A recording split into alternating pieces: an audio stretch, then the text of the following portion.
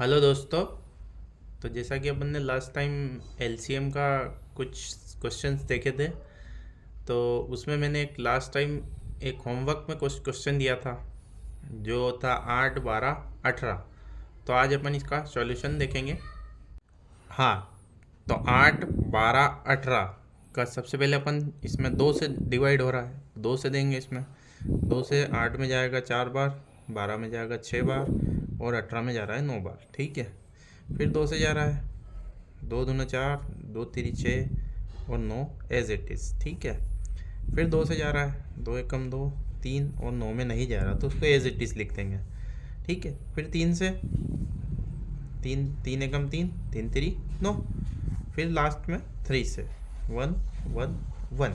और जैसा कि अपन ने लास्ट में वन वन आ गया है, तो अपन इसका मतलब एलसीएम हो गया है। अब ये यहाँ के जो अपने गुणा जाए हैं, दो दो दो, तीन तीन, इसको अपन एलसीएम के फॉर्म में लिख लेंगे। तो दो गुणा दो गुणा दो गुणा तीन गुणा तीन। ठीक है। दो का गुणा दो में हुआ चार, तीन का गुणा तीन में हुआ नौ, चार का गुणा दो में हुआ आठ और आठ का गुणा नौ में हुआ 72। ये इसका एलसीएम एंड आंसर आ चुका है। हाँ, तो अपन ने अभी तक एलसीएम का जो पोर्शन, एक पोर्शन कंप्लीट किया है। तो उसमें कुछ डाउट हो तो आप कमेंट बॉक्स में उसका क्वेश्चंस पूछ सकते हैं। अब अपन एचसीएफ की ओर रुख करते हैं। ठीक है। तो एचसीएफ का मतलब होता है हाईएस्ट कॉमन फैक्टर, और हिंदी में अपन इसको बोलते हैं महत्तम समापवर्तक।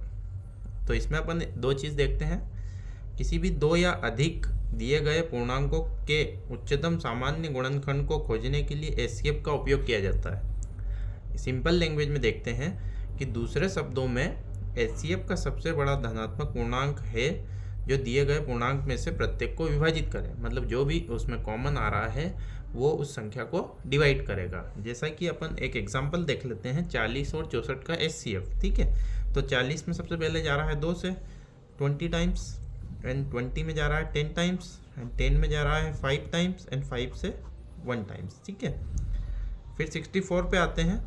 64 में जा रहा है 32 टाइम्स, 32 में जा रहा है 16 टाइम्स, 16 में जा रहा है 8 टाइम्स, 8 में जा रहा है 4 टाइम्स, 4 में जा रहा है 2 टाइम्स और 2 में जा रहा है 1 टाइम्स। ठीक है। कोई उसमें बहुत भारी वो नहीं था, इसीलिए मैंने थोड़ा फास्टली कर लिया। ओके। अब इसमें अपन देखते हैं कॉमन, ये 2 और ये 2, ये 2, ये 2 और ये वाला 2 और ये वाला 2। इसके बाद कोई कॉमन नहीं है। यहाँ पे 5 आ गया, यहाँ पे 2 2 का पोर्शन चल रहा है। तो ये जितने इसका वो बन रहा है फैक्टर, मतलब कॉमन फैक्टर, सॉरी, ठीक है, वो भी हाईएस्ट है। 2 इंटू टू इंटू टू, 2 का इंटू टू में हुआ 4, 4 का इंटू टू में हुआ 8। तो ये इसका एचसीएफ आ चुका है और यही अपना आंसर है। और 8 यहाँ पर ये दोनों संख्या को, जो अपना 40 और 64 है, इसको डिवाइड भी कर रहा है। आप देख सकते हैं इसको करके। हाँ, तो अपन एचसीएफ का आप सेकंड सवाल देख लेते हैं। 20 और 40 का एचसीएफ है ना। तो सबसे पहले इसमें क्या करते हैं, 20 में देंगे। तो दो से जा रहा है 10 बार, फिर 2 से जा रहा है 5 बार, 5 से जा रहा है 1 टाइम्स। ठीक है। और 40 में देते हैं 2 से 20 बार, 20 में 10 बार, 2 से 5 बार, 5 से 1 बार। ठीक है। तो अपन इसमें कॉमन चीज़ देख लेते हैं फिर से, और हाईएस्ट भी चाहिए। तो एक तो ये 2 हो गया, एक ये 2 हो गया, ठीक है, और एक 5 हो गया। ओके। तो अपन इसका एचसीएफ लिख सकते हैं 2 गुणा 2 गुणा 5। 2 का गुणा 2 में हुआ 4, 4 का गुणा 5 में हुआ 20। यही इसका एचसीएफ और आंसर है। तो अपन एचसीएफ का तीसरा सवाल देख लेते हैं। 105 और 120 का एचसीएफ याद करना है। ठीक है। तो 105 और 120, तो 105 का अपन सबसे पहले निकालते हैं।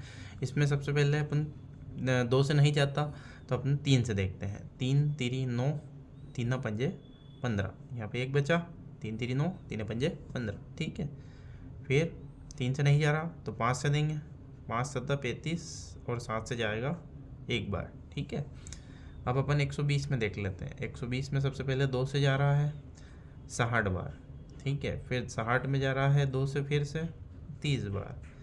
फिर 30 में जा रहा है 2 से 15 बार। अब नहीं जा रहा 2 से, तो 3 से देंगे, 3 पंजे 15।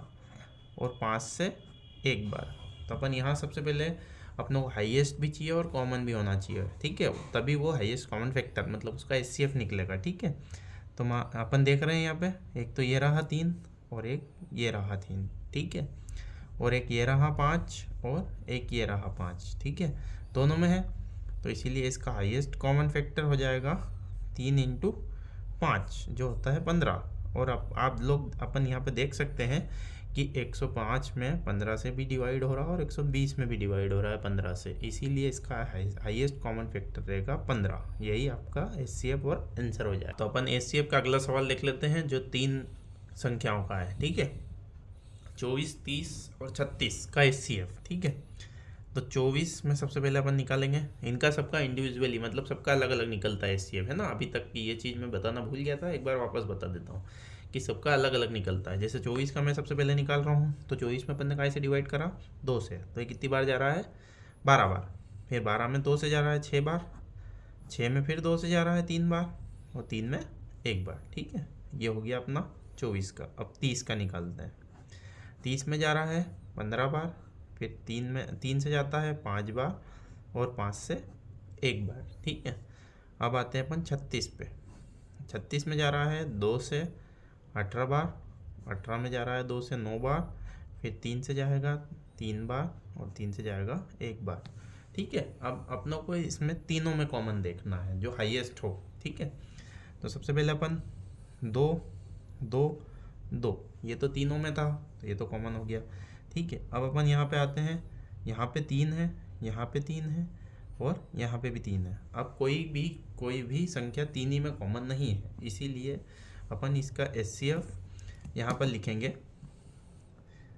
2 गुणा 3 जो आ रहा है 6, ठीक है।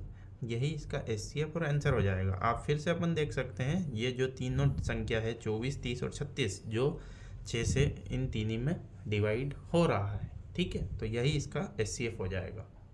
हाँ, तो आज का होमवर्क का सवाल है 55 और 66 का एचसीएफ आपको क्या निकालना है। इसका आंसर आप कमेंट बॉक्स में ज़रूर देना, ठीक है।